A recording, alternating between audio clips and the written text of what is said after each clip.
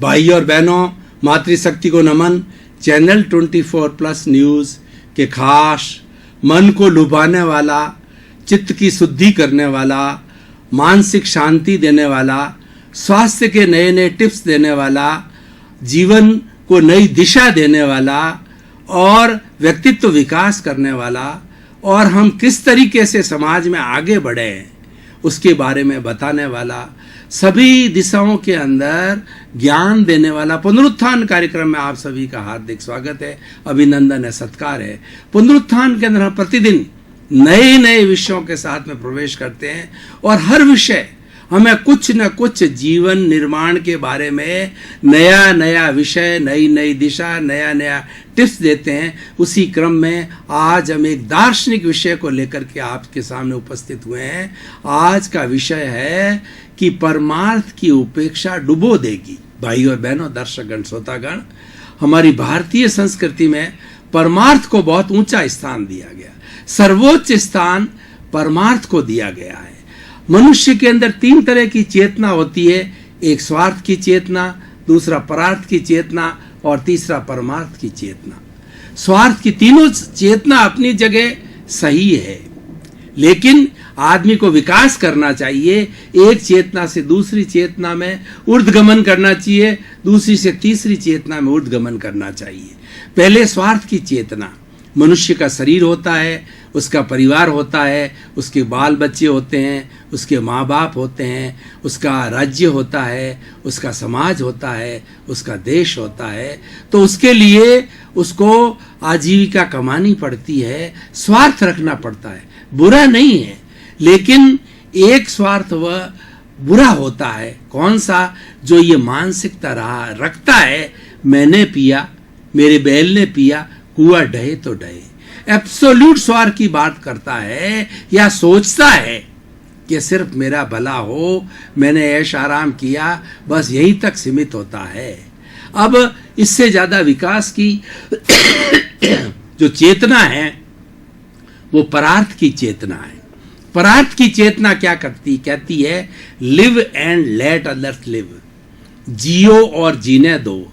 मैं भी खुश रहूं, पड़ोसी भी खुश रहे, समाज के लोग खुश रहे, संपूर्ण मानव जाति खुश रहे।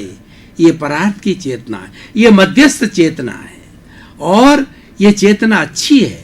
इस चेतना के अंदर व्यक्ति स्वार्थ से हटकर थोड़ा परार्थ के अंदर आता है। परार्थ में आने के बाद वो क्या करता है? दान पुण्य करता है, सेवा करता है और उसका नजरिया, दृष्टिकोण थोड़ा जो है लोगों की प्रति सहानुभूति का होता है।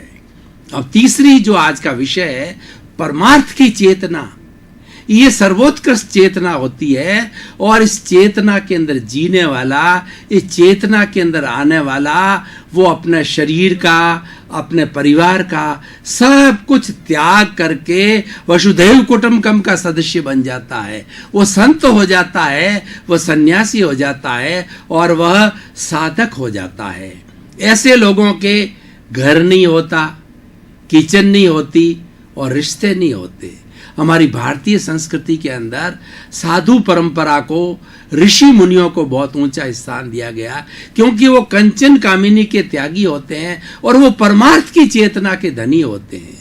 वो एब्सोल्यूट बात जो करते हैं, सर्व कल्याण की बात करते हैं, वो तिन्नानम तार्याणम होते हैं, स्वयं तरते हैं और औरों को तारते हैं। समाज के अंदर उनकी बुराइयां हैं, उस पर कुठाराघात करते हैं, अंगुली निर्देश करते हैं और उसकी बात को सभी मानते हैं। हमारी भारतीय संस्कृति के अंदर संत को जो कितना ऊंचा दर्जा दिया गया है कि संत के लिए कहा गया है कि संत वह होता है जो शांत होता है। सदा दिवाली संत के और 12 महीने बसंत के। संत हर वक्त प्रसन्न होता है क्योंकि परमार्थ की चेतना में जीता है। उसको कोई स्वार्थ नहीं, उसको परार्थ नहीं, उसको तो 24 घंटे प्रभु भक्ति करनी है। और कोई आए दिशा निर्देश लेने के लिए, सत्संग करने के लिए, समाज सुधार के लिए तो प्रयास करता, नहीं आए तो अपनी प्रभु भक्ति के अंदर लगा रहता है। और हमारी देखिए भारतीय संस्कृति परंपरा के अंदर संत को सर्वोच्च स्थान है। चाहे भारत का राष्ट्रपति हो, चाहे कुबेरपति हो, चाहे प्रधानमंत्री हो, चाहे बड़ा विद्वान हो, चाहे बड़े से बड़ा व्यक्ति हो, वो सबसे पहले संत के जो चरणों के अंदर प्रणाम करेगा, अपने जो है अभिव्यक्ति चरणों में देगा, वह समर्पण करेगा, क्योंकि वो परमार्थ के धनी हैं, वो परमार्थ की चेतने वाले हैं। तो अब ये आज का हमारा विषय है कि परमार्थ की चेतना जो है वो न रखने से तो हम डूब सकते हैं। तो परमार्थ की चेतना पर ध्यान न देने से हम डूब सकते हैं। कहना करती है कि हमारे समाज के अंदर मूल्य अच्छे रखने हैं। अगर समाज को त्यागमय रखना है, समाज को प्रेममय रखना है और समाज के अंदर सब तरीके के अच्छे अच्छे मूल्यों की स्थापना करनी है, तो परमार्थ की चेतना को जो है हमें जिंदा रखना होगा। इसके हम पैरेलल के अंदर चलता हूं तो 3 तरह की आत्मा कही गई है, एक बहिरात्मा, एक अंतरात्मा और एक परमात्मा। बहिरात्मा कौन सी होती है? Eat drink and B Mary, खाओ पियो मौज करो मजे करो और 5 इंद्रियों के सुख को भोगो, अच्छे बंगले, अच्छी गाड़ियाँ, अच्छा खाना, ऐश करो, मौज करो, घूमो फिरो, इंद्रिय सुख लेता है। वह व्यक्ति बहिरात्मा होता है, बाहर भटकता है। एक दूसरी चेतना होती है अंतरात्मा की चेतना। जो व्यक्ति अंतरात्मा वाला होता है वो भीतर झांकता है और भीतर झांक करके उस आत्मा के खजाने को, आत्मज्ञान के खजाने को ढूंढता है और ढूंढ करके वहां पर ये नॉलेज प्राप्त करता है कि जैसी मेरी आत्मा है, 84 लाख जीवा योनि की आत्मा जो है वैसी किसे है। वो आत्मतुल्ला के सिद्धांत पे आ जाता है। वो किसी भी प्राणी को दुख नहीं देता। मनुष्य को दुख देना तो बहुत बड़ी बात है। चींटी, कीड़े मकोड़े, चूहे, पशु पक्षी, पेड़, सबको आत्मवत समझता है और उसकी फीलिंग ऐसी हो जाती है कि इसके भीतर भी मेरी तरह शुद्ध आत्मा विराजमान है। वो अनावश्यक पेड़ नहीं काटेगा, जंगल नहीं काटेगा, जहाँ पर ज़्यादा चींटियाँ हैं वहाँ पर कोई आग या अग्नि या वो किसी तरीके से उनकी हत्या हो जाए उससे वो बचता रहेगा, क्यों? उसको नॉलेज है। जो व्यक्ति जो बहिरात्मा है उसको इस चीज़ का ध्यान ही नहीं है कि अंतरात्मा क्या होती है, हिंसा क्या होती है, अहिंसा क्या होती है। और तीसरी होती परमात्मा।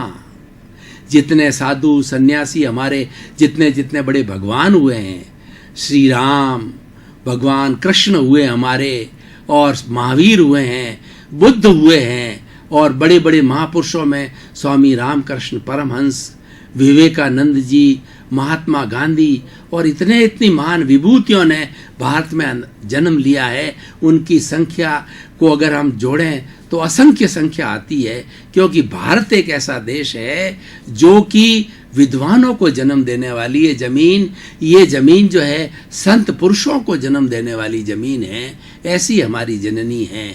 तो वो जो है वो परमात्मा का रूप होते हैं।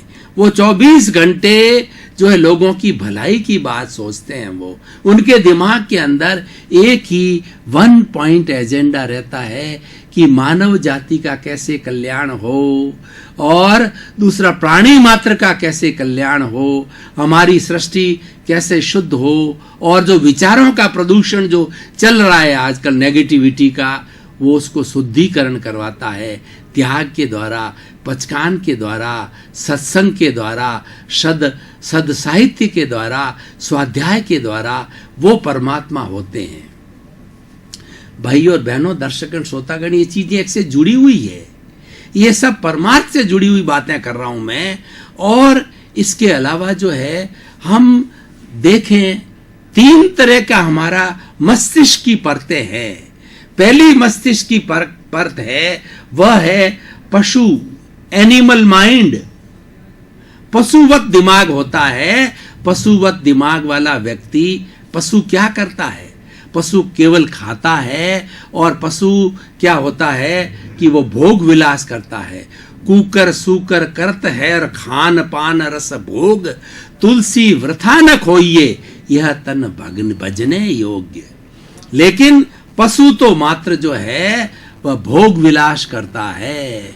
उसी तरह से ये हमारी जो एनिमल माइंड है, वो एनिमल माइंड क्या करता है, अय्यासी करता है और उसके दिमाग के अंदर हमेशा ये फालतू की बातें जो है रहती है, भोग विलास की बातें होती है। दूसरे तरह का माइंड होता है ह्यूमन माइंड। ह्यूमन माइंड की जो परत होती है, हमारे दिमाग में ये परतें हैं और ये व्यक्ति जिस परत का यूज करता है, जिस परत के अंदर जाता है, उसके अनुरूप ही उसका जीवन बन जाता है। ह्यूमन माइंड के अंदर जाने के बाद के अंदर वह सोचने लगता है मेरा भी अस्तित्व है, दूसरे प्राणियों का भी अस्तित्व है, 84 लाख जीवा योनि के प्राणियों का सबका अस्तित्व है। वो अस्तित्व को सस्टेंड करता है, हर एक के अस्तित्व को स्वीकारता है। जब व्यक्ति किसी दूसरे प्राणी के अस्तित्व को स्वीकारता है तो आत्म तुलावत होता है, तो कभी शोषण नहीं करेगा, वह कभी किसी का दोहन नहीं करेगा, पर्यावरण का दोहन नहीं करेगा, किसी का हक नहीं छीनेगा, किसी के साथ में छल कपट नहीं करेगा, धोखा नहीं करेगा, क्योंकि वह सोचता है कि जो कर रहा हूं वो तो मैं ही हूं, दूसरा है ही नहीं। इसके ऊपर मैं आपको एक उदाहरण देना चाहता हूं कि हमारी भारतीय संस्कृति, भक्ति मार्ग जी, कबीरदास जी बड़े संत हुए हैं।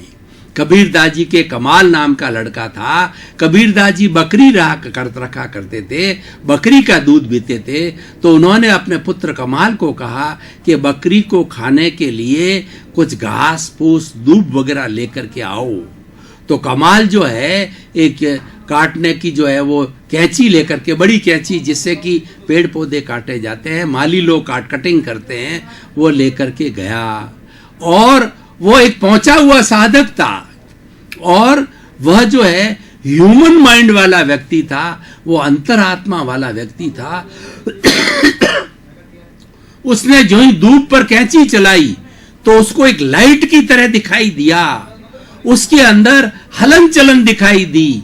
उसको महसूस हुआ कि जो बिजली मेरे में है, जो करंट मेरे में है, वही धूप में है, इसमें भी जान है, इसको काटूं मेरे को काटूं एक सा है। उसको प्रभु दर्शन हुए, उसको दूसरी आत्मा के दर्शन हुए और उसने जो है आत्म जागृति को प्राप्त किया।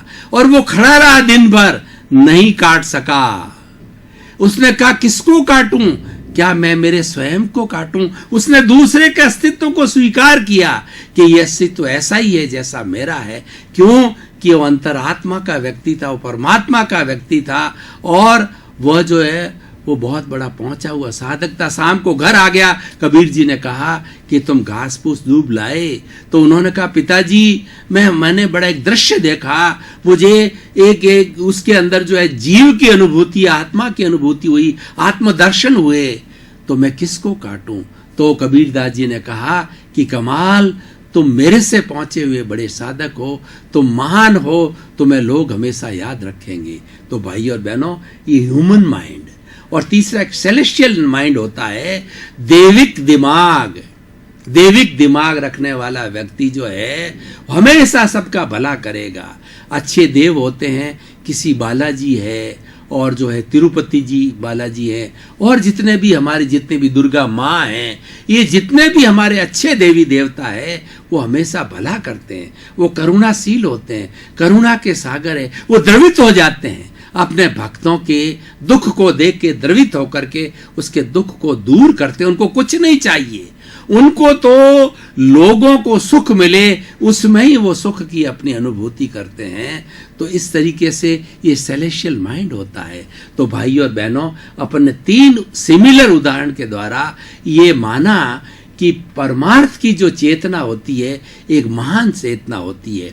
अब समय की अल्पता को देखते हुए हमारी जो पुनरुत्थान कार्यक्रम की परंपरा है, हर एपिसोड को हम कसौटी पर कसते हैं। जिस तरीके से सुनार सोने को कसौटी पे कसता है, उसी तरह से पुनरुत्थान कार्यक्रम के हर एपिसोड को कसौटी पर कसते हैं कि ये इसकी आज के अंदर उपयोगिता है कि नहीं।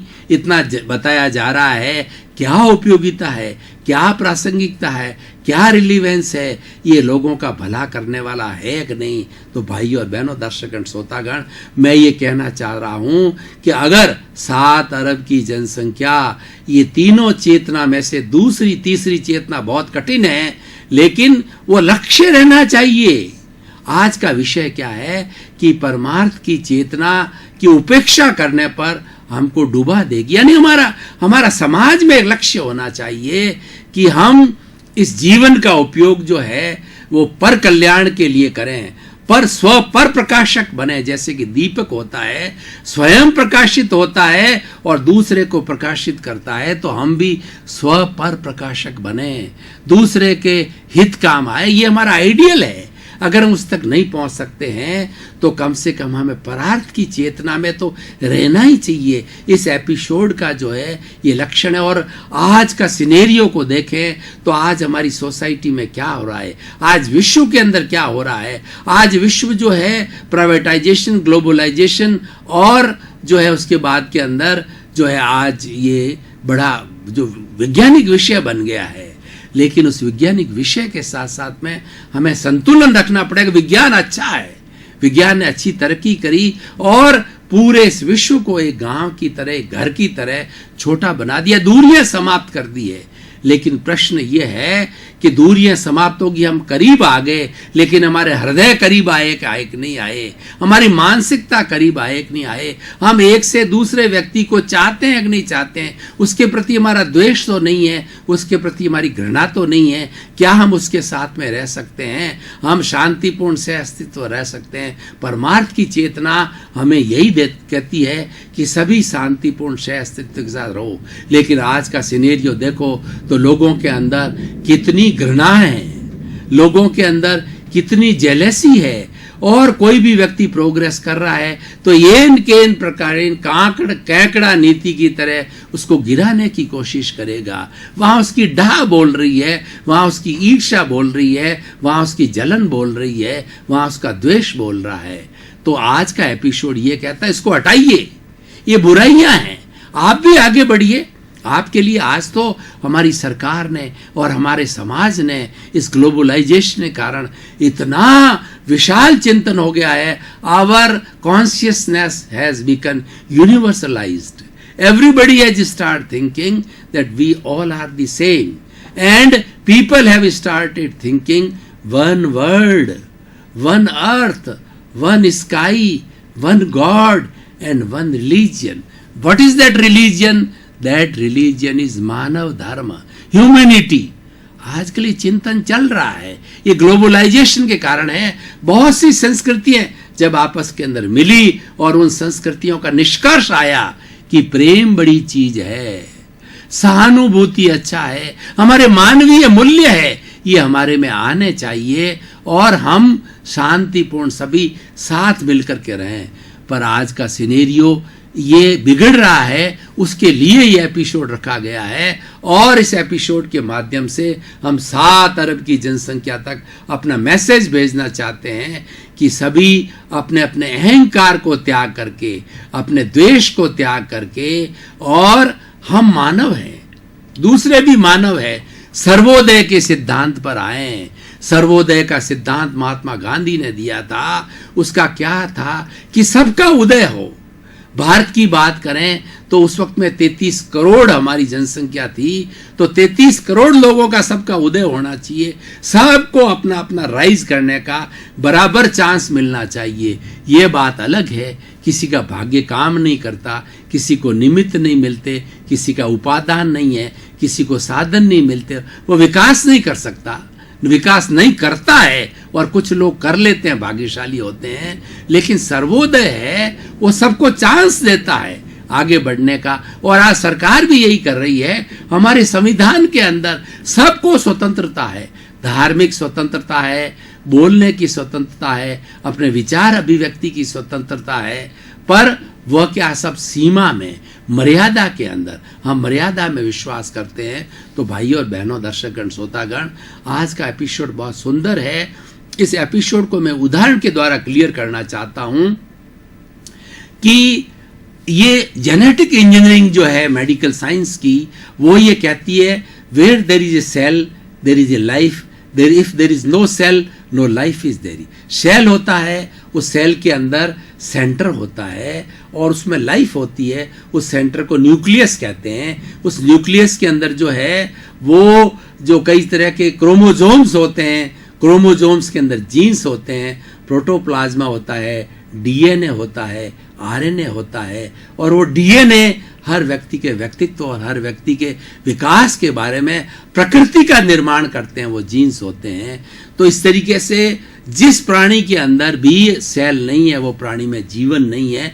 मनुष्य के शरीर में 60 खरब सेल्स है, कोशिका है, 60 खरब। उसको होमोस्टैटिक कंडीशन से वो 60 खरब कोशिकाएं एक साथ रह करके इस शरीर के हर टिश्यू को, हर जो है वो सिस्टम को और हर चीज को जो है वो मेंटेन करती है। उससे हमारा शरीर स्वस्थ रहता है। इसको स्वस्थ रखने में 60 खरब कोशिकाओं का योगदान है, होमोस्टैटिक कंडीशन में रहती है। तो भाई और बहनों, दर्शकगण, श्रोतागण, इस एपिसोड के माध्यम से, इस परमार्थ की चेतना के माध्यम से, उदाहरण के माध्यम से मैं ये कहना चाहता हूं कि एक व्यक्ति के अंदर 60 खरब कोशिकाएं हिलमिल कर करके शांतिपूर्ण एक शरीर में रह करके उस शरीर का डेवलपमेंट करती है, उस शरीर को स्वस्थ रखती है, उस शरीर को परोपकार के लायक बनाती है। तो क्या इस सृष्टि में 7 अरब की जनसंख्या, जो कि उसकी संख्या में बहुत कम है, क्या वो शांतिपूर्ण से स्थिति के साथ नहीं रह सकती? रहनी चाहिए। यही आज का हमारा मूल निष्कर्ष है कि हमें भाईचारे के साथ रहना चाहिए। हमारे मैत्री, प्रमोद, करुणा, मध्यस्थास्य ये रहनी चाहिए मानव मात्र के अंदर। हम आज टीवी के माध्यम से, हम आज प्रिंट मीडिया के माध्यम से, मोबाइल के माध्यम से अलग आ गए हैं, हम नज़दीक आ गए हैं। लेकिन नज़दीक आने के साथ साथ में हमें दूसरे का सम्मान करना पड़ेगा। हमारे दिमाग के अंदर सबसे पहले ये बात होनी चाहिए, हर व्यक्ति का सम्मान किया जाए, चाहे छोटा हो चाहे बड़ा हो, उसको अधिकार है अच्छा चिंतन करने का। और छोटा से छोटा व्यक्ति भी, छोटा से छोटा बच्चा भी कोई बहुत बड़ा सुझाव दे सकता है, बड़ी इंप्रूवमेंट की बात कर सकता है। तो हमें हर एक का सम्मान करना सीखना चाहिए। यही आज के एपिसोड की बात है कि अगर हम परमार्थ की चेतना को ऊंचा स्थान देंगे, जो कि हमारी भारतीय संस्कृति में दिया गया है, और वो मूल्य गिर गए हैं। दर्शकगण, श्रोतागण, भाई और बहनों, आपका बहुत बहुत धन्यवाद। आप पुनरुत्थान कार्यक्रम की आत्मा हो, पुनरुत्थान कार्य को संजीवनी दे रहे हो। इसी कारण पुनरुत्थान कार्यक्रम टॉक ऑफ द टाउन बना हुआ है, बहुत प्रसिद्धि को प्राप्त करा है, लोगों में परिवर्तन आ रहा है, लोगों को नए नए टिप्स मिल रहे हैं। हमारा मुख्य उद्देश्य है सर्वे भवन्तु सुखिनः सर्वे भवन्तु निरामया। इसी क्रम में आपका जीवन आनंदमय हो, मंगलमय हो, सुखमय हो, प्रेममय हो और खूब आप समाज का उपकार करें।